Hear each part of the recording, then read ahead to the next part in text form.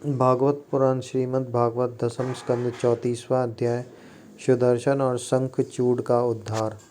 भागवत पुराण श्रीमद् भागवत दसम स्कंद 34वां अध्याय भागवत पुराण सुदर्शन और शंखचूड़ का उद्धार।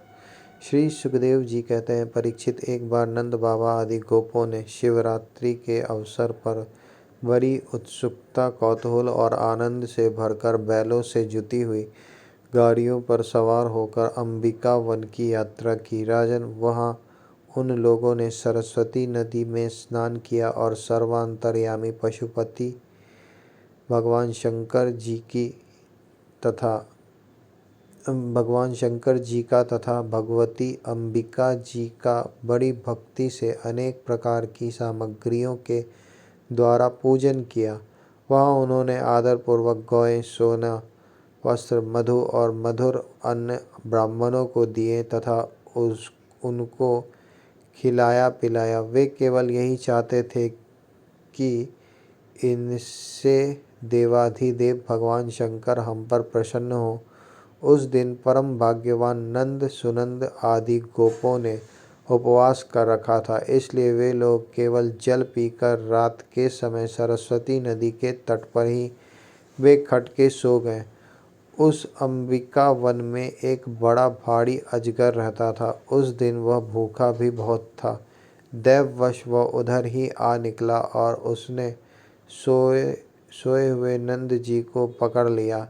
अजगर के पकड़ लेने पर नंद राय जी चिल्लाने लगे, बेटा कृष्ण, कृष्ण, दौड़ो दौड़ो, देखो बेटा, यह अजगर मुझे निगल रहा है।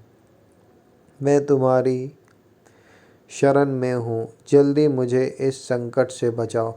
नंद बाबा का चिल्लाना सुनकर सब के सब गोप एकाएक उठ खड़े हुए और उन्हें अजगर के मुंह में देखकर घबरा गए। अब वे लुकाठियों, अधजली लकड़ियों से उस अजगर को मारने लगे, किंतु लुकाठियों से मारे जाने और जलने पर भी अजगर ने नंद बाबा को छोड़ा नहीं। इतने में ही भक्त वत्सल भगवान श्री कृष्ण ने वहां पहुंचकर अपने चरणों से उस अजगर को छू दिया। भगवान के श्री चरणों का स्पर्श होते ही अजगर के सारे अशुभ भस्म हो गए और वह उसी क्षण अजगर का शरीर छोड़कर विद्याधरार्चित सर्वांग सुंदर रूपवान बन गया। उस पुरुष के शरीर से दिव्य ज्योति निकल रही थी। वह सोने के हार पहने हुए था। जब वह प्रणाम करने के बाद हाथ जोड़कर भगवान के सामने खड़ा हो गया, तब उन्होंने उससे पूछा, तुम कौन हो? तुम्हारे अंग अंग से सुंदरता फूट पड़ती है। तुम देखने में बड़े अद्भुत जान पड़ते हो। तुम्हें यह अत्यंत निंदनीय अजगर योनि क्यों प्राप्त हुई थी? अवश्य ही तुम्हें विवश होकर इसमें आना पड़ा होगा। अजगर के शरीर से निकला हुआ पुरुष बोला, भगवान,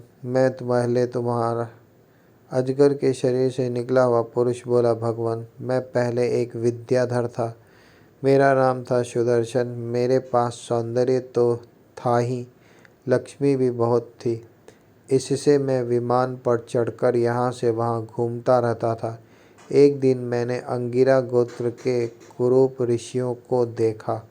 अपने सौंदर्य के घमंड से मैंने उनकी हंसी उड़ाई। मेरे इस अपराध से कुपित होकर उन लोगों ने मुझे अजगर योनि में जाने का शाप दे दिया। यह मेरे पापों का ही फल था। उन कृपालु ऋषियों ने अनुग्रह के लिए ही मुझे शाप दिया था, क्योंकि यह उसी का प्रभाव है कि आज चराचर के गुरु स्वयं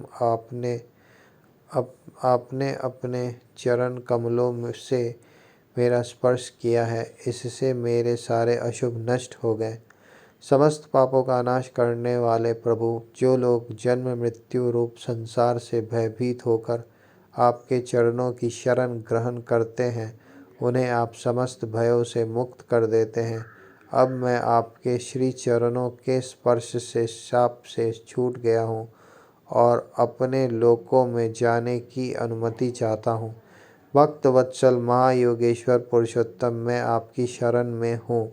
इंद्रादि समस्त लोकेश्वरों के परमेश्वर स्वयं प्रकाश परमात्मन, मुझे आज्ञा दीजिए। अपने स्वरूप में नित्य निरंतर एक रस रहने वाले अच्युत, आपके दर्शन मात्र से मैं ब्राह्मणों के शाप से मुक्त हो गया।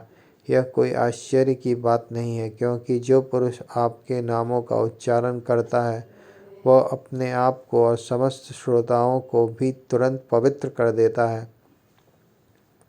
फिर मुझे तो आपने स्वयं अपने चरण कमलों से स्पर्श किया है, तब भला मेरी मुक्ति में क्या संदेह हो सकता है।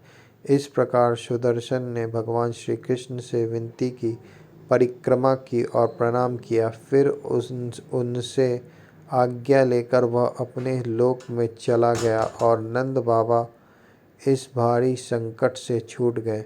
राजन, जब व्रजवासियों ने भगवान श्री कृष्ण का यह अद्भुत प्रभाव देखा तब उन्हें बहुत विस्मय हुआ। उन लोगों ने उस क्षेत्र में जो नियम ले रखे थे उनको पूर्ण करके वे बड़े आदर और प्रेम से श्री कृष्ण की उस लीला का गान करते हुए पुनः व्रज में लौट आए।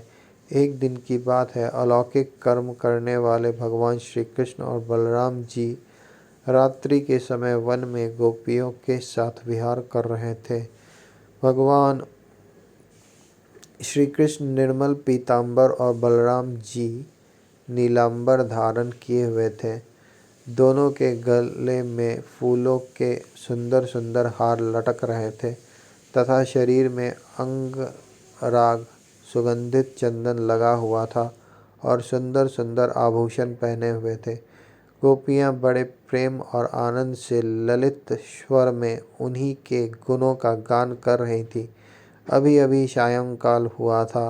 आकाश में तारे उग आए थे और चांदनी छिटक रही थी। बेला के सुंदर गंध से मतवाले होकर भौरे इधर उधर गुनगुना रहे थे तथा जलाशयों में खिली हुई कुमुदिनी की सुगंध लेकर वायु मंद मंद चल रही थी।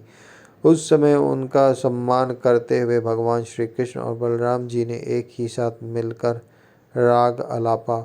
उनका राग आरोह अवरोह स्वरों के चढ़ाव उतार से बहुत ही सुंदर लग रहा था। वह जगत के समस्त प्राणियों के मन और कानों को आनंद से भर देने वाला था।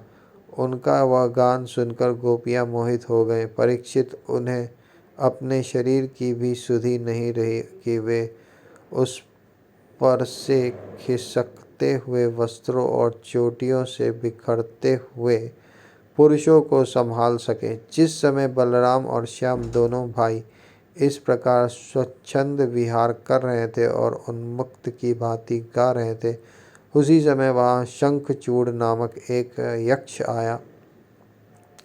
वह कुबेर का अनुचर था। परीक्षित, दोनों भाइयों के देखते देखते वह उन गोपियों को लेकर वे खटके के उत्तर की ओर भाग चला जिनके एकमात्र स्वामी भगवान श्री कृष्ण ही हैं।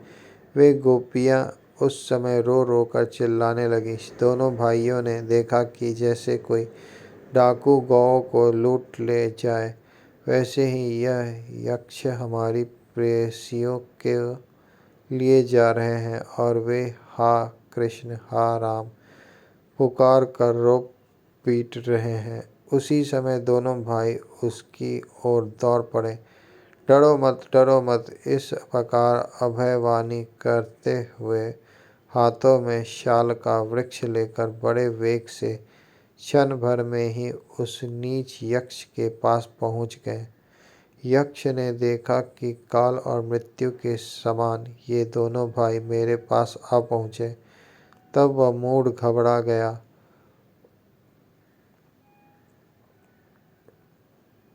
उसने गोपियों को वहीं छोड़ दिया और स्वयं प्राण बचाने के लिए भागा। तब स्त्रियों की रक्षा करने के लिए बलराम जी तो वहीं खड़े रह गए, परंतु भगवान श्री कृष्ण जहाँ जहाँ वह भाग कर गया उसके पीछे पीछे दौड़ते गए। वे चाहते थे कि उसके सिर की चूड़ामणि निकाल ले।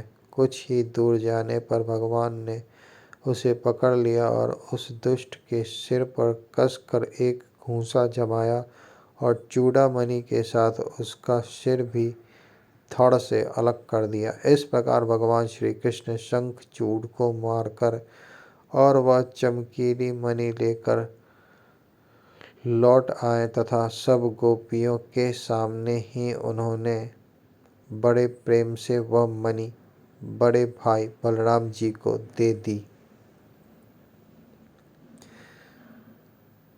इस प्रकार भगवान श्री कृष्ण शंखचूड़ को मारकर और वह चमकीली मणि लेकर लौट आए तथा सब गोपियों के सामने ही उन्होंने बड़े प्रेम से वह मणि बड़े भाई बलराम जी को दे दी।